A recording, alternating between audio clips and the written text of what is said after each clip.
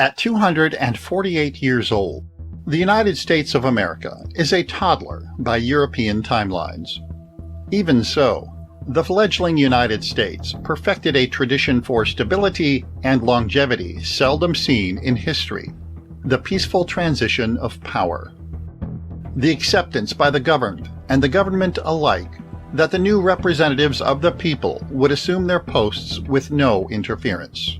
No struggles for power, no pretenders to the throne, no factions seeking to supplant the current president with one of their own choosing outside of lawful processes. An important custom that facilitates a peaceful transition is the yielding of power by the outgoing president. Historically, the so-called lame duck president has refrained from advancing his own agenda or taking actions that would undermine the incoming administration. They certainly did not commit acts of war.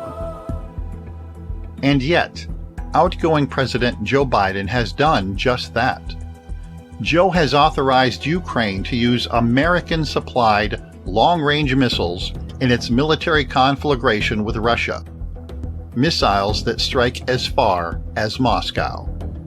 This edict countermands directly the policy of the incoming administration, which has stated publicly its intention to end the conflict in Ukraine.